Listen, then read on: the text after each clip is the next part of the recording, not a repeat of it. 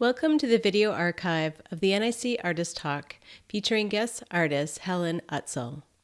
North Island College Fine Art Program began the NIC Artist Talks in 2005, and it's become a vital element of our program identity. It brings a community of creatives together to learn and share with one another. We're all honored to acknowledge that the North Island College campuses are located on the traditional and unceded territories of the combined 35 First Nations, of the Nuu-chah-nulth and the Kwakwaka'wakw Coast Salish traditions. As we gather in this virtual space, I ask you to take a moment to acknowledge the territory on which you are currently residing. We are honored to introduce Helen. She is a contemporary landscape painter living and working on Vancouver Island.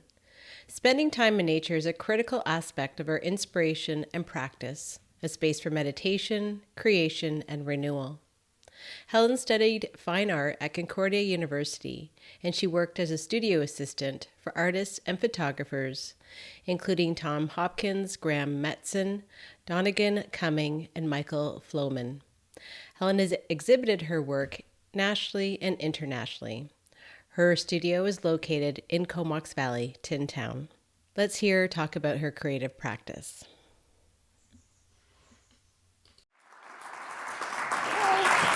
Oh, thank you so much, all my friends, for coming, and other people that I actually haven't met. So I really appreciate you coming tonight and listening to my talk. My name's Helen Utsal. I'm a painter, as Sarah said, and I'm just going to use my notes, sorry, to get me started, and then I'm sure I'll be fine. I've lived here in the Comox Valley for the last 17 years. I have my studio in Tin Town.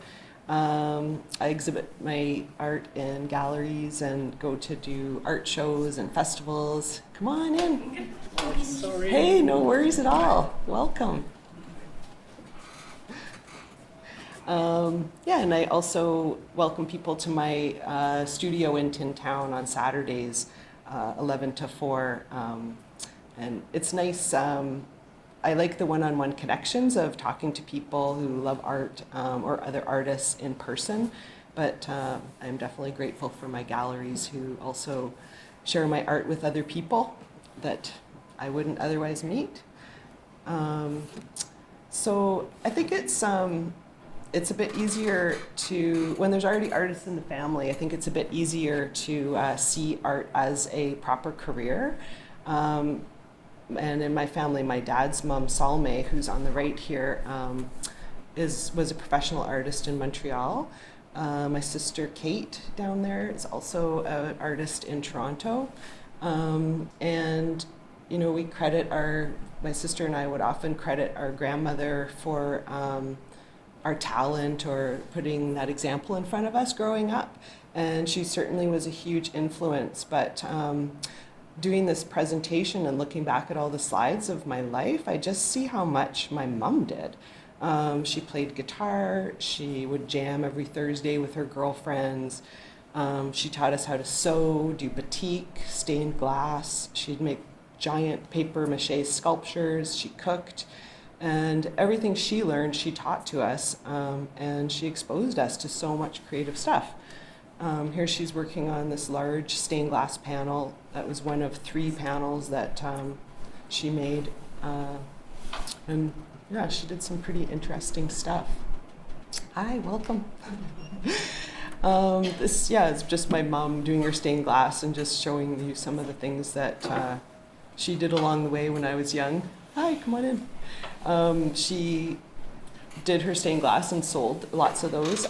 She did batik and sold her silk scarves at this craft show. I remember she did when I was quite young. She refinished. It's just a photo of her refinishing this antique clock. Antique clocks were big in our family. Brass rubbing in Cambridge in England. So you could go to the old churches and they would have these beautiful old carvings, and you could make a graphite rubbing of it and bring it home. So we have one of those at our house. My dad also, he's an engineer, but he's also very creative as well. He was a builder, an avid photographer. there's hardly any photos of him because he took all the photos. And thanks, Dad. He helped me with so much putting this together because he had so many photos of us growing up.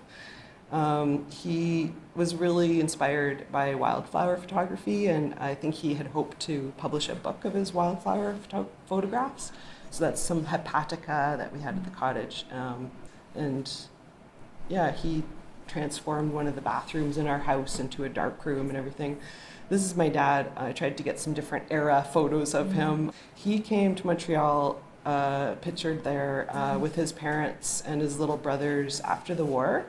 The family had escaped Estonia during the war when Russia invaded, and Sweden was accepting fleeing Estonians, and my grandfather found work there.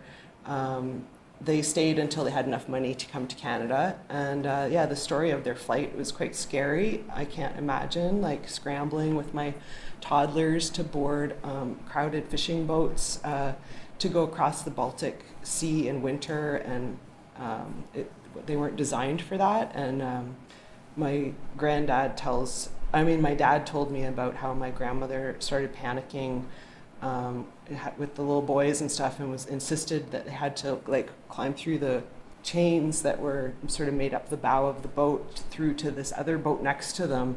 And sure enough, that boat that they got off sank and didn't make it across. So she had some good psychic ability, I think, maybe, I don't know. My dad was 5 when they fled, and his brother was 3, and then when he came to Canada, he was 8. But he only spoke Swedish and a little bit of Estonian because he had been in school then for 3 years in Sweden. So this is Carl and Salme, my dad's parents. Carl was an architect and Salme was a painter. This is their wedding photo, the ship that brought them to Canada, and the boys with Salme in Sweden and also in Estonia. And then that's a picture of my grandmother in the middle there with the 3 women. There was only 3 women in her art school at Tallinn, at the University of Tallinn in Estonia. And then this is my mom's parents. My mom and dad met on a blind date in Cambridge, England.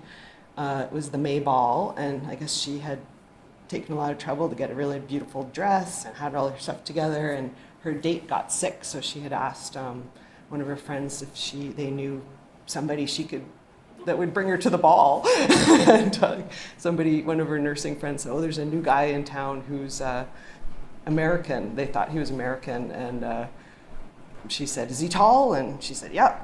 Okay, he'll do. So she went with him, and they basically got engaged like 3 weeks later or something. So it was a good match. And so yeah, my mom was in Cambridge studying nursing, and my dad was at Cambridge on a scholarship studying philosophy. My mom's parents had a shop on the high street in the little town she grew up in near Cambridge called Mildenhall, and it was called Morley's of Mildenhall.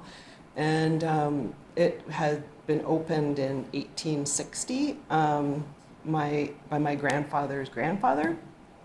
His name was Henry, and he was quite an amazing man. When he was little, he came from pretty humble people or whatever. His dad had been a thatcher, and when Henry was little, he was kicked by a horse and lost his foot and part of his leg, and so he had like a metal peg leg, and so he wasn't able to work in maybe the field he had intended, but he taught himself how to make clocks, and he made clocks, and he opened it was a clock-making shop originally, and it developed into more diverse products over the years, but that's how it started out.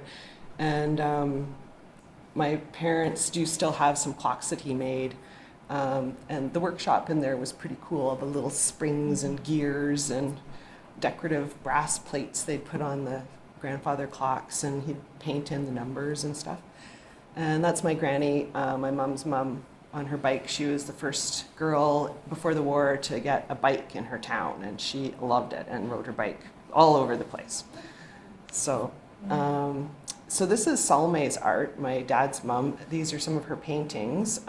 We grew up with lots of original art in the house, so we sort of took it for granted and that everybody had portraits made of them. So this is me and the daisies and my sister and brother with a ball when they were little. She worked in Montreal as a commercial artist and then later as a painter. And back in those times, it was sort of before, like if you had the Eaton's catalog, it would have had not photographs, but drawings of like the little kids in the outfits you could buy and the ladies and stuff. And so that's what she did. And she did advertisements and children's books and stuff. She loved glamour and did some great ink drawings of these felt models with tiny waists and cigarette holders and stuff. I'll show you. This is my favorite painting of hers that we have, and it's just this big abstract wave painting. And she was pretty innovative. I think this is painted on primed masonite with house paint and stuff. So it's quite free and loose, and I think she did some beautiful stuff. This was another one, quite a large painting, like 4x5 that we have at the cottage of daisies. This is one of the examples of I have some of her sketchbooks, so I did photograph some of the drawings I thought were kind of cool of these ladies that she would do. This is an interesting couple of pages where you can see the artist sort of working out how she wanted to present this advertisement for Slipstream tobacco. And you can kind of see her figuring it out. And I guess she's working on another one as well. But then she she sort of develops the drawings and stuff. And I think my parents have the final illustration board of the final Slipstream ad that she created, which sort of is a combining of these two guys. This jumps forward, but after her death, I inherited a lot of her tools and her brushes and some of her unfinished canvases.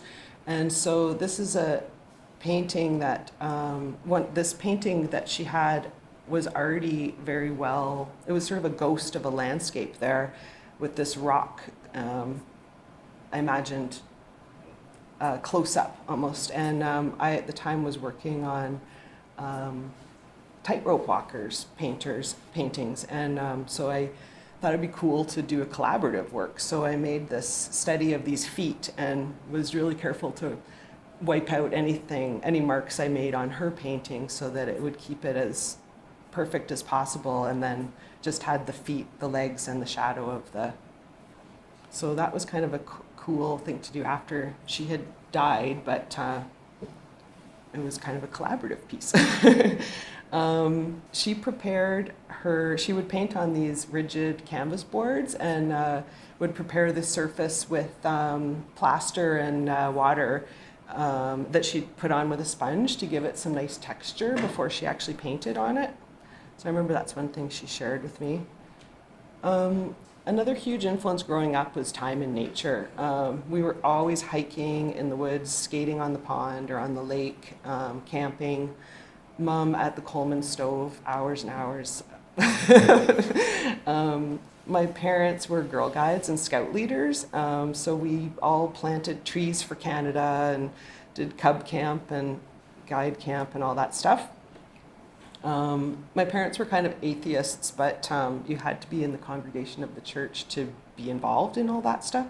So we joined the Presbyterian Church. But then as soon as they were finished being scout leaders and stuff, they announced, we're not going to be going to church anymore. And instead on Sundays, we did a big nature hike as a family. So that still is my habit. When I was 2, my parents bought a 14-acre piece of land on a lake north of Kingston. My granddad, Carl, and my dad built a basic cabin with one room for living and one room for storage. This beloved place shows up often in my paintings. My first memory is of walking through this garden amongst these huge, tall sunflowers that are way over my head. And I learned years later that that was the farmer who sold us the land, and that was his garden. So, yeah, it really stuck with me, that image, and you'll see it in a lot of my paintings. I love that view of looking up at the sun and the sun shining through the leaves. Yeah, and it was also just such a great place to have such unsupervised play for hours and hours, like all day. You know, we would just disappear unless we were in the lake. We were just up to our own shenanigans everywhere in the forest and in the fields. This orange tent here was a fixture in our lives when I was young for decades. And we would go to all the provincial parks, and we canoed in Algonquin Park and ate lobsters in Maine and went all through New England. And I'm sure that one of the reasons my favorite color is orange is because of that tent, and just seeing the light shining in when you're in the tent, it just would light up the orange canvas in such a beautiful glow. And that ambassador station wagon too, like that thing was awesome. Nobody had to have seatbelts in those days, and so we would just all be in the back lounging and making up cartoons and stories and playing games and stuff. So it was great. This was the earliest art I could find. So pretty goofy. So when I was 8, I made this 1977, apparently, the cake that baked itself. And you can't see very easily, but it's like this little bunny, and she's taking out like a heart-shaped cake pan, and she says, "Oh, I am out of flour. I loaned Sunny Squirrel all my flour, and now I don't have any." And so then next scene, I guess she's going to the store, and then Sammy Squirrel shows up, and he's like, "Hey, I have the flour that I borrowed." And I guess he sees her bowl of fixins on the counter and makes the cake. So I guess that was my brilliant storyline. And this mask that I made when I was 9. So then we moved to Sarnia when I was 5, and we lived there for 3 years, right on the beach on Lake Huron, which is a huge lake, and it's almost like an ocean. Like the waves would be like 12, 13, I don't even know, like really big. And in the winter it would just freeze these big, just, I don't even know how to describe them, but just like big plates of ice, and it would just keep pushing them onto the beach, and it would just create these most amazing sculptures of ice. And it sort of reminded me of, the Superman's Fortress of Solitude. It's all these ice. I don't know if you guys are Superman fans, but anyway, it was really cool. And the beach, we would just build things in the beach with the sand and sculpt in the sand a lot. And I still like doing that. If I go to a beach, I'm not the kind of person really that will sit at the beach. I like to get busy, and I love making things out of the sand. This painting, that was the first big painting I ever made, and that was in high school, of my sister. She had by that time moved on to, she was taking her fine arts degree at Western and was studying photography. And so she had taken all these really cool self-portraits, and I guess this one really struck me. I just loved the collarbone and just the composition and stuff like that. So it was my first big acrylic painting on masonite 4x4. And just carving. We did a lot of carving at the cottage. When I went to university at Concordia, I really lucked out. They had some amazing professors there, and one of my professors for second year painting was Tom Hopkins. He was originally from Summerside, PEI, and we just got on like house on fire. We just had the same sense of humor, and he just was awesome. And so I needed to get a job because I couldn't afford life as a student and in Montreal. And so I went to him and I was like, oh, I really need to get a job. And he was like, well, you should just ask some of the professors around the school if they would hire you as a studio assistant. And I was like, that's a great idea. Like, will you hire me? And he was like, oh, that's not exactly what I had in mind. But I guess I sort of coerced him into hiring me for just one day a week. It was every Friday. And then over the years, it turned into a full-time position because we figured out how I could get funding and stuff. And then also between himself and several of his other artist friends and my my drawing teacher who was in the same building, there was a carpenter in the same building, and I worked for two other professional photographers. So I was learning all this amazing stuff, like all the stuff I wanted to learn. From him, he was quite a traditional oil painter, and he taught an amazing course called Materials and Methods and I learned how to do a lot of the stuff preparing his canvases for him, like with making up rabbit skin glue to do the sizing, and he used lots of traditional recipes for making grounds and glazes and stuff. I also learned how to mill wood for his frames, and did over time he let me do more and more of his underpainting, which was really exciting because I got to just like go nuts on these big canvases and just paint them. And he'd have something of an idea that he had in mind for the painting that he'd kind of share with me. But I would just go nuts on it, painting it mostly with the complementary color opposite to what his intended finished product was going to be. And it was just a really good match because our marks were similar. And so by the end of the time that I worked there, it was like the mid-90s. I remember bringing my mom to one of his shows, and I had to like sort of surreptitiously be like, that whole area there, yeah, that's all me, you know, because he didn't have to cover up everything, you know. Working for Donegan Cumming was a real different experience. He was a photographer in Montreal, and he did some really interesting, disturbing photographs. The era that I worked for him, he was doing this exhibition of portraits of this woman named Nettie Harris. And they were, you know, almost like an accident. Like you didn't really want to look. You felt really invading this woman's space. They were very disturbing and provocative, but they were also very compelling. And that's how he is. And he actually ended up making many. I guess he's still alive. Sorry, he's made several artsy kind of films and stuff. And that's kind of his thing, is to be quite provocative and sort of walk the line between. I don't know, like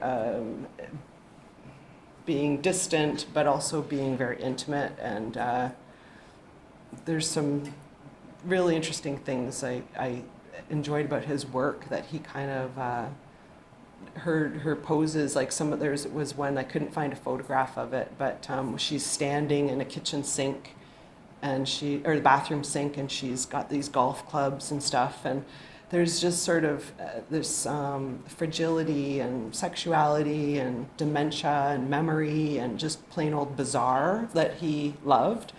So he was quite an interesting guy to work for, and I learned how to touch up his large black and white photographs, and I built like a whole foam core mock-up of the gallery for the exhibition, and then cut out all the little contact sheets of all the photographs so that he could place them with precision in the gallery space as he was preparing for the show.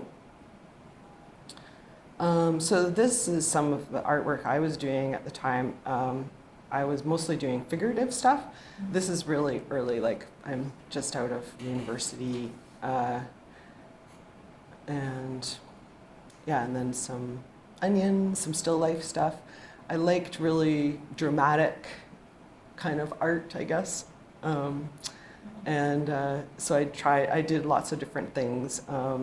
This skeleton here, this was sort of inspired. I did several paintings around this story I had heard on the radio about this woman named Sarchi Bartman, and she was a bushwoman in the 1800s who had basically been kidnapped from her family and tribe and put on a tour in a freak show. And she was abused and treated horribly, and it was a really heartbreaking story. And I just thought how lonely her life had been, and felt so sad that she, even after her death, she was so isolated from her people. Well, I'm sorry, I'm actually feeling that feelings again. So I did several different paintings, and I guess this was kind of my own way of just sort of showing her isolation, like she's just been left out in the Arctic, or I don't know, like I just tried to picture such a cold and lonely place. Anyways, and then I was also working on more academic-y stuff, I guess, of just figure drawings with oil paintings and charcoal. And those were just little wood panels that, yeah, if I started and I just added to them kind of as I worked. This was another really big painting. I don't know where this painting is now, but it was maybe 5 by 5, and it kind of was a dream that made this, I had the visual imagery for this painting, and it was just this raven piercing the flesh of this pomegranate, and I had been painting pomegranates, and they sort of represented sort of feminine fertility to me. And yeah, it's a really terrible photo, but it's very dramatic. Montreal was in a terrible economic recession, so I left and I came to Toronto. I lucked out in a job interview with the owner of a new advertising firm, and he offered me the job, but he suggested that I call this fellow that he knew who made music videos and commercials. And I went and talked to him like the next day and got a job, and I loved it. And his name was Spike. And I was the only girl on his team, and everybody else drove Harleys and had like handlebar mustaches, and I was like the keener girl. So it was amazing doing music videos. The work was different every day. I have hardly any photos of this time, but and so this is, I think, a movie. And it may have been Gina Davis's Long Kiss Goodnight, because that was all winter scenes, or it might have been Stephen King's Storm of the Century. I worked on, over the years, I got into doing more IATSE. I joined IATSE and I worked for them for 9 years, and that was the proper union, so you're working on the nice primo feature films. And I worked on lots, and some of them I remember, Serendipity, Adam Mogoyen's Ararat, Robin Williams' Death to Smoochie. One of the coolest movies I worked on was Guillermo del Toro's The Mimic, and Dave Chappelle's Undercover Brother was fun, because it was kind of a comic almost. I had a job at I was the head of the paint department for the first series of Wind at My Back, which was a Sullivan Films made-for-TV kind of series, and we built this whole this whole downtown street sets, which was quite a amazing feat on that budget. I can tell you, it lucked out because I had a lot of friends who were IATSE painters, which were the really good painters, and this was sort of a TV, which is usually a little less quality, but I had all my friends working with me, so it ended up being very much better quality than the director expected, I think. The only feature film I ever worked on that I have a credit on, well, there's 2, but was the first X-Men movie, and my specialty was all the copper of the Statue of Liberty, and figuring out how to do the wear and tear on the observation deck here was fun. And one of the cool techniques we used was to paint many, many layers of paint on plastic sheeting, and then once it was dry, you could peel it and then stick it onto the copper and make it look like there was lots of coats of old, thick paint. This was Magneto's lair, which I also really enjoyed doing this project. And that was, we made like this polished red granite doorway, and all the walls of this big soundstage were made with like heavy canvases that were crumpled and folded, and then we sprayed them with plaster and then painted them to make them look kind of like flint, like the shiny dark parts and then the sort of powdery calcified areas. In the film business, everything is made out of this thin plywood.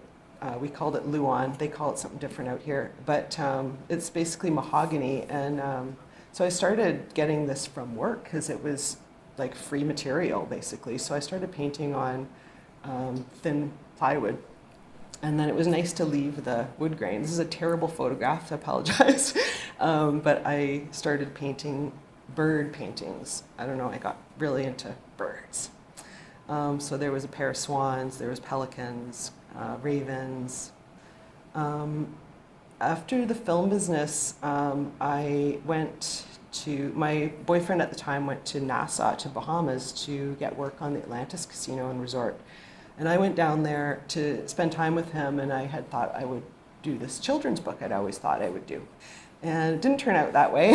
And instead, I found the only other woman I could find on the job site. I had to borrow a hard hat from one of my buddies to get on the job site. And her name was Tina from Texas. And I asked her for a job, and she said, "I'm leaving, but go and talk to these guys." And these guys turned out to be all these other IATSE Hollywood local members, and they were painting this part of the hotel called the Dig, and the whole idea of it was that it was this ancient archaeological dig of the ancient city of Atlantis, and the designer of this, the creative designer of this, was named Charlie White, and he had created all this hieroglyphic text that actually meant something, and this whole storyline about them diving, and this is like a diving chamber here. It was just a really interesting project. We made the other picture on the bottom there is of this. It was called the navigation room, and it was all these constellations and stuff on the ceiling, and it was a really cool thing to do because it was nice to be doing creative scenic painting, but that would stick around, because everything in the film business, you work for weeks and months on it, and it's so beautiful, and then it goes in the bin. So it's not very satisfying. Yeah, and just learning about the Bahamian culture and food and the history was amazing. And living in a place where I was a minority was really enlightening. So I lived there for two years. This is just another example, one of the things I worked on, where we started making the walls look like, using reference from the ancient city of Pompeii. And so we would paint with acrylics and then use denatured alcohol to rub away parts and cut away parts to make it look like the plaster was falling off and stuff like that. Then back to Canada, and I came out to BC for the first time in 1997 and visited my friend, and she took me to Cathedral Grove and blew my mind. I had never been in such primordial and ancient forests, and I just fell in love. I was quite gobsmacked. And that was the days of the SLR cameras, and by the time we got to the park, the light was dying and the battery in my camera was dying. I had made sure I had film and everything, but I hadn't, how often do you have to change the battery in your camera? Like every 2 years or something. Anyways, so when I got back home and developed my film, all of the photos were quite fuzzy. It turned out to be kind of a good thing, because I ended up painting and seeing things differently. I painted this painting based on sort of my memory of the feelings I had when I was in the forest. And because the photos were so fuzzy that I was using as reference, I had to really back away from the painting and squint my eyes to kind of emulate the lights and darks and stuff.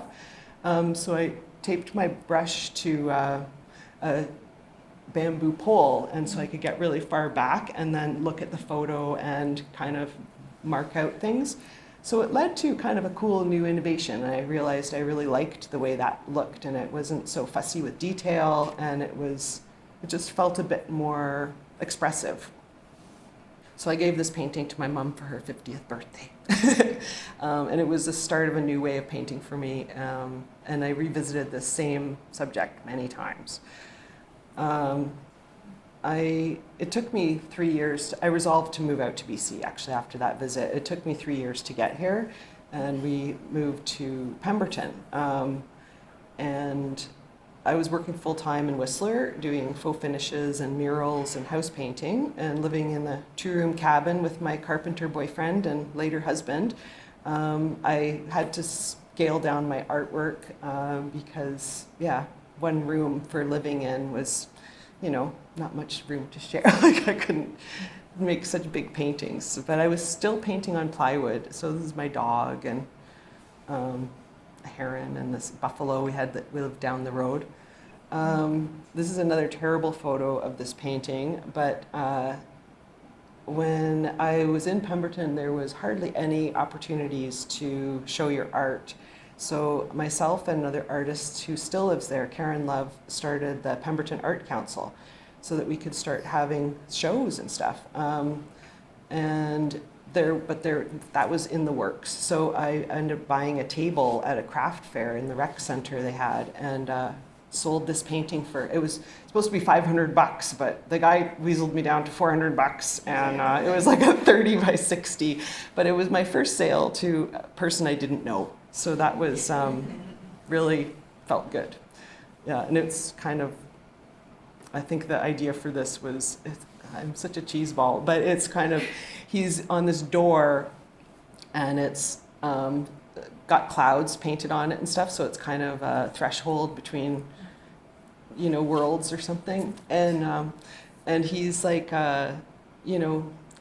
aiming at his dreams or his goal or whatever. So he was sort of my surfing dreamer guy.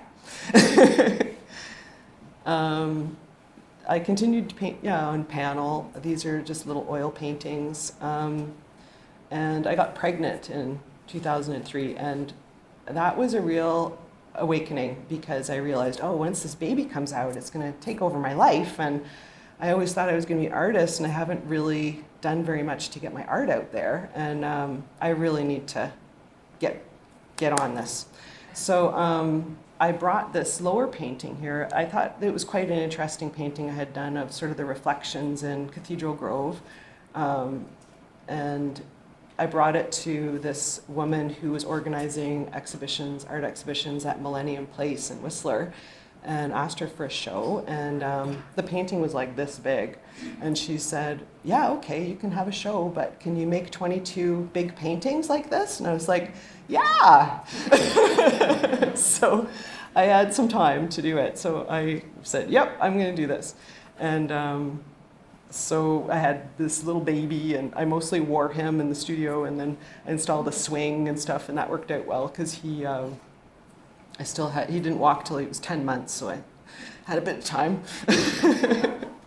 So then I had this show called West Coast Trees at the Millennium Place in 2006, and made a larger version of that painting I had liked so much that I had given my mom, and then had lots of different trees. I had settled on trees because I had never made 22 paintings of one subject. I was all over the map, and I chose trees because I love trees, and I just thought, there's so many different shapes and sizes and moods and styles, and you can probably make 22 paintings of trees. And it's just crazy that it's years and years later, and here I am still painting trees. So I guess I loved that subject. It gives you a lot of freedom to paint in different ways and express yourself in different ways, but it's still the same subject. So this was another painting, New Growth, Old Growth, that I've revisited lots of times as well, just the stump with the new little seedling on it. And I was in a terrible marriage at this point, and the relationship had really eroded my confidence a lot. So that art show was just really such a boon, and that I needed just for my self-esteem and my freedom. I had a really successful opening, and I sold lots of my paintings, and I was invited to join a Whistler gallery. So that was just what I needed, and the money I needed to make a fresh start. And I left and came to Comox Valley with my 2-year-old. So I was just so grateful for my art for getting me there. This painting was also in the West Coast Trees exhibit, and for me it felt like a real breakthrough painting. This is the first time that I was actually painting my painting, working away, and found myself, almost this witness part of me, looking at my hand and what I was painting, and just having this really important feeling that I was doing something. This was something was happening, and I really liked what I had made here. There was elements that I just loved, all the color. It was the first time I had done the bright pink trees. I loved the lush crowdedness of the landscape and the forest. And I really also liked, there's sort of the background trees there are sort of almost like a lacework or a webbing kind of. And I kind of liked the idea of that the just the web of life, and you know how nature is so entangled and integrated. Like, so I liked that way of expressing that too. This was another big painting that kind of was in a different way a breakthrough. It was just another different way of working. I had masked off. I had painted the whole canvas this pale blue and then masked off all those trunks, and then worked on the ground with lots of really splashy paint, and then when I peeled off the masking, I just liked how those pale trunks of the trees contrasted with the sort of the busyness of the rest of the picture. And I kind of also liked that it played with your perceptions a little bit, because our brains, I think, see pale blue and white and think of sky. And so I kind of liked that it was a bit of a trick of the eye, that it was like, oh, that's the sky, that's the negative space. Oh no, that's the positive space. And I don't know, it's kind of fun as an artist to play with people's eyeballs. This was a kind of a weird painting, but again, it was sort of a breakthrough painting. It was a 48 by 48 that led to just some more variations of this theme. There was a big flood in Pemberton, and people were literally canoeing in their homes. It affected everybody, and all the neighbors you'd never even met on the properties around you. We all had to come together to help each other. It was kind of a wild experience. And I had taken some pictures, and this was from one of the pictures, but I really just liked just all the patterning and the movement in this picture. The colors were really weird too, which I kind of liked. So I played with this in different variations, and this is a gold variation I tried, which also still lives here in Courtenay, which is kind of nice. And then this was more in warm greens and turquoise. This is my little son with my mom at the cottage. Just a family painting I had just made for myself. This is a first painting that I made when I came here to the Comox Valley. I couldn't believe that it was just so easy to do plein air painting. Like, I just parked my car, would walk like 100 yards into the woods, and it's like, oh, here's a breathtaking tree. I guess I'll paint that. Like, it was just so easy. So I had a great day outdoors, made this painting, and I brought it to my first Originals Only show and sold it. And I made some other variations of it too, because I liked it. This was the biggest painting I had made to date, and it was 48 by 96 of these trees at Seal Bay Park. That place has just been also such an inspiration. I've painted like so many trees in Cathedral Grove and Seal Bay Park. Like, if you're intimate with those places, you would even start to recognize some of the trees. I started biking, and this was probably the third painting I had made with this subject matter and idea in mind. And so different incarnations of it came before, and then this one, Bear Bait Trail, named after one of our trails here in the valley. And then was quite surprised a couple of years later to get a message from a beer brewing company in Nanaimo and asked me if I would let them use it on their beer label. And I said, yes, please, thank you very much. So you can look for it. It's actually very good beer. This was another sort of moment for me. I came back from a really disappointing show, and I was kind of feeling a bit down and sort of annoyed with myself because I think I was trying to bring art that was going to sell. And so I came home and I was like, screw this, screw all those people, and I don't know, I was in a bit of a huff.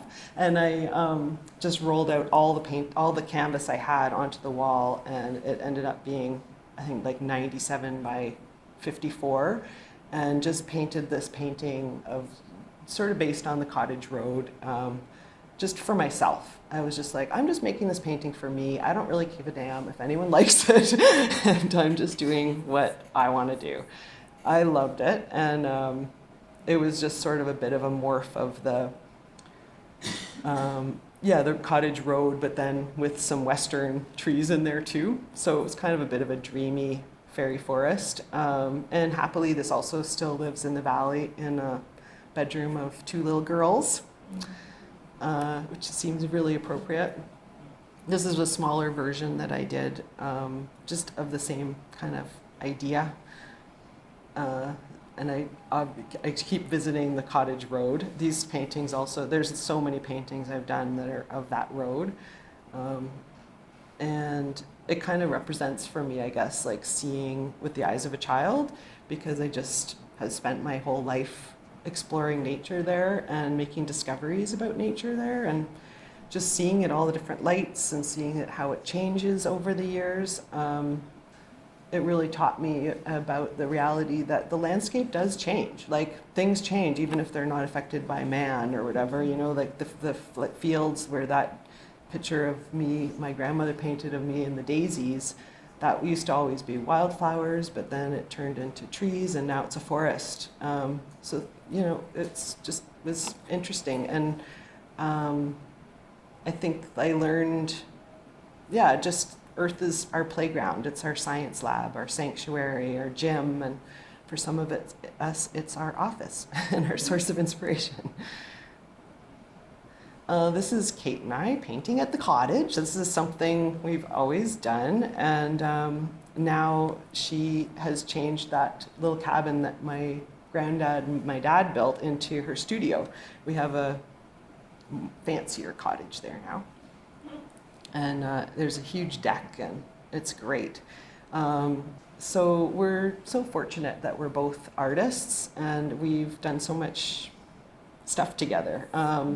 We've done several sisters shows over the years, and we've done art festivals and art fairs and traveled with our art. We went to China, we went to France, we're going to France again in May. And here we are at the Grand Palais in Paris. And then another picture of a show we had in Alton Mills in Ontario at Noodle Gallery.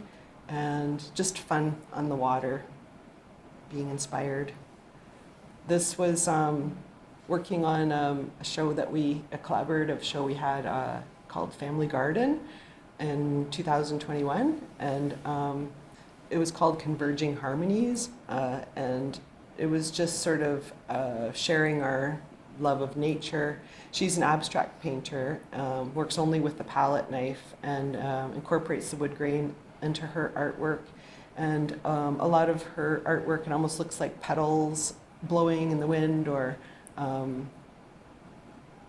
coral reefs, stuff like that, but it is more abstract, but relating to nature.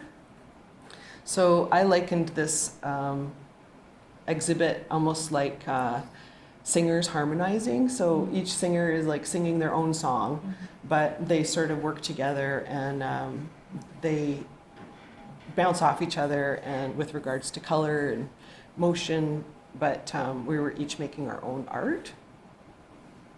And this is the Family Garden show at Leslie Grove Gallery in Toronto.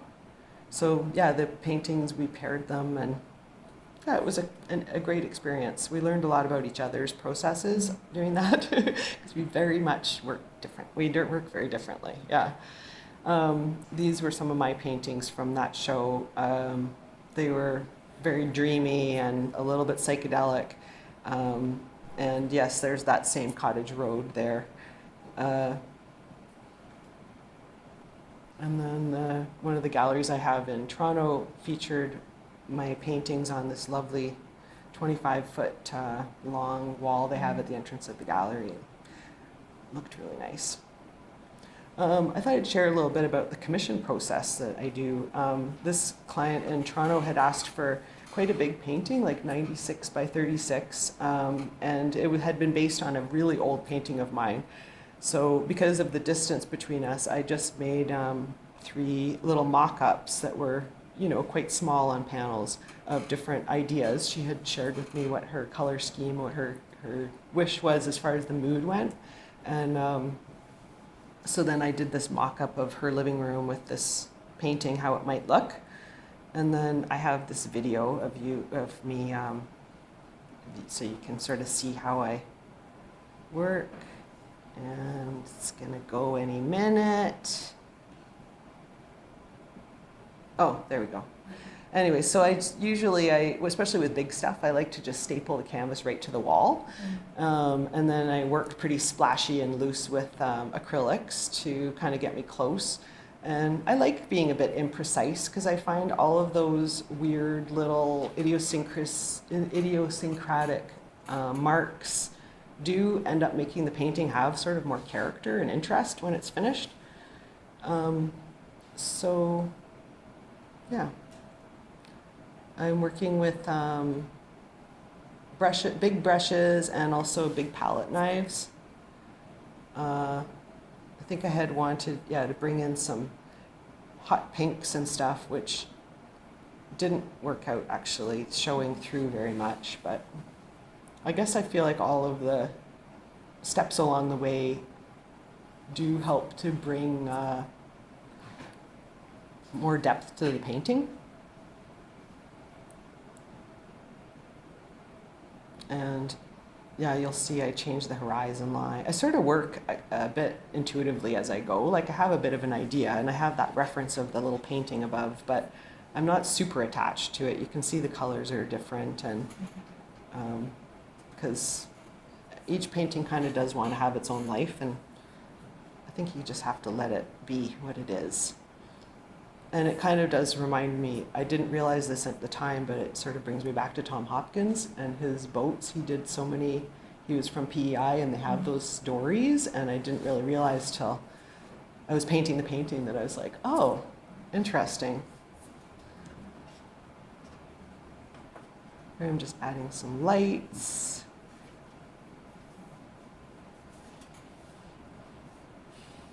And that's as far as I had got that day. Oops. And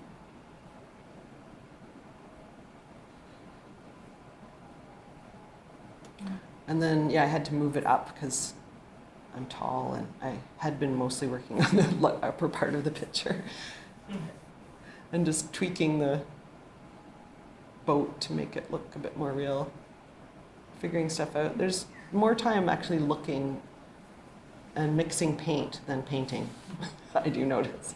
And at this moment, I decided, it's kind of a bit depressing, it's a bit dreary, and so I wanted to bring some more warmth to it, so I had mixed up a very pale orangey white, and I'm just putting it on with a trowel and a big brush.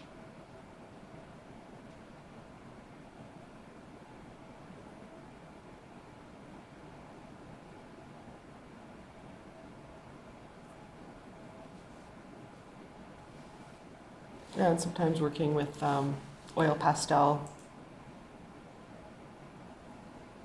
Yeah, I sort of just pick up whatever I need in the moment. It's not super planned.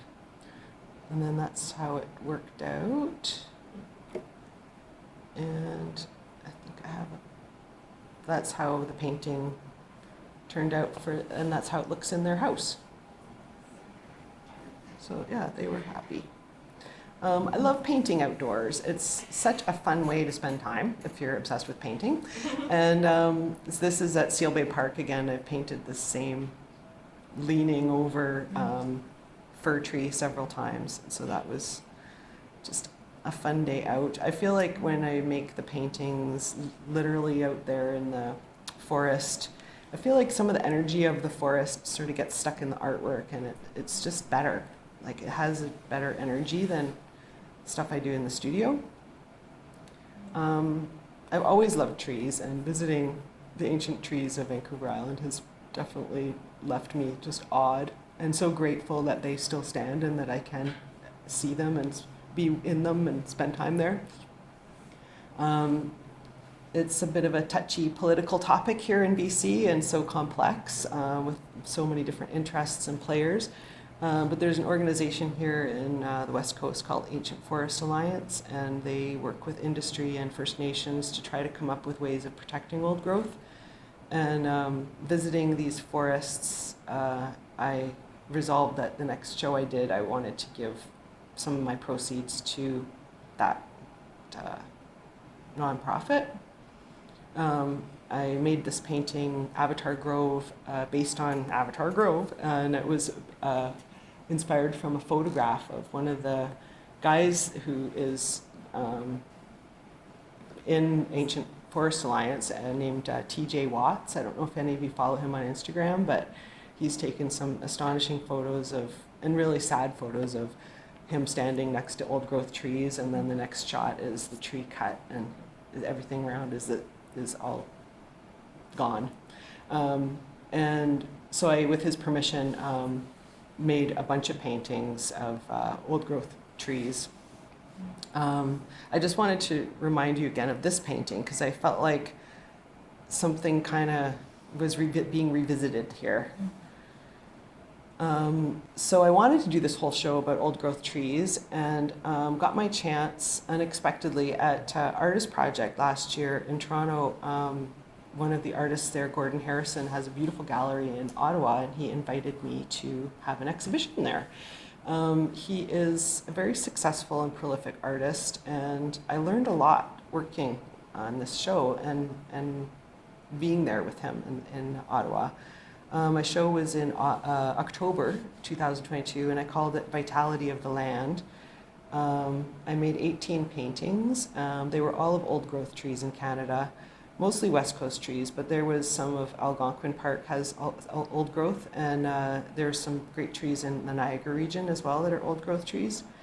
There's just so many trees to explore, and that is one of my missions this summer, is to spend some time camping and traveling to find some of these beautiful old growth trees to paint and spend time with. This new series also, I developed a different series during COVID because of sort of the supply chain, and I wasn't able to get white gesso, and I had this black gesso that another artist had given me that I'd never used, and so I used it and ended up sort of discovering this new way of working where I was working with chalk pastel on the black gesso and oil paint with cold wax medium. But instead of doing layers and layers and layers and building up, it was a very different process. It was almost like solving a puzzle, where I was just, once I had visited that area of the canvas with the paint, I didn't really go back. Whereas in my previous work, I would sort of always be going back and forth and, bringing something out, editing it out, and like, it was a bit of an endless circle sometimes. So this was really different for me. And I think the paintings had a lot of impact because they, the same fluorescent neon colors really read well on the black. This is Gordon. He is such a generous artist. He shared a lot of his painting techniques, his methods of selling and exhibiting his art, just presenting my art. it was a wonderful experience. So that exhibit was up for a month. Those are some more trees. And several of these paintings were inspired also with T.J. Watt's permission based on his photographs. So this was two 12 by 48s, but they kind of worked as one as well. This one, Emerald Forest. These ones of these trees are of a forest near Cowichan Lake called Fanghorn Forest, and they're old growth maple, big leaf maples. And they're unprotected, so I'm hoping a little bit of my money will help go towards protecting them. They're on First Nations land. This was one of the ones I did of one of the Algonquin old growth trees, and called Open to Possibilities. This was another one based on the Fanghorn Forest. It's also called Mossy Maple Grove if you Google it. And the painting on the far left is a tree in Niagara region in Pelham, Ontario. It's called the Comfort Tree because it's on the Comfort Farm homestead, and it's an enormous maple tree. I really love maple trees. A lot of the old growth trees that you think about are sort of cedars and firs and stuff, but I don't know, there's something about the giant leaves on this slender, long stalk. It's so kinetic and interesting to me, seeing the motion and also just the color of the light when it shines through maple leaves. I just love that chartreuse green. This is the series I'm working on now, which is, again, very different. And again, it sort of was stumbled upon in the process of trying to do a commission for this couple in Toronto that were having a really hard time expressing in visuals what they wanted. So I was really stabbing around and offering them lots of different options, making up small maquettes or small studies, and nothing was really hitting the mark. And so then when I was in Ottawa in October, the leaves this year in Ontario were amazing. And Kate and I were walking at the cottage and took some amazing photographs just of these birch trees on the side of the road. And I made this painting for them on the left here. And yeah, they were like, we love it. Well, thanks. And I thought, oh, I'm not quite done with that. So I've been painting several of these paintings, and that's sort of what my studio looks like today. So I have several 40 by 40s I'm working on for Artist Project in April, and the long skinny ones that are 24 by 48, and they're going to be part of a show in Vancouver, March 18th in Gastown. And this is my little studio in Tintown where I live and work, and I'm open Saturdays, and I know many of you have visited me there, and I would welcome you anytime. Come drop in, check me out, and chat and see what I'm up to. So thank you so much for your attention and interest in my art. Oh, thanks.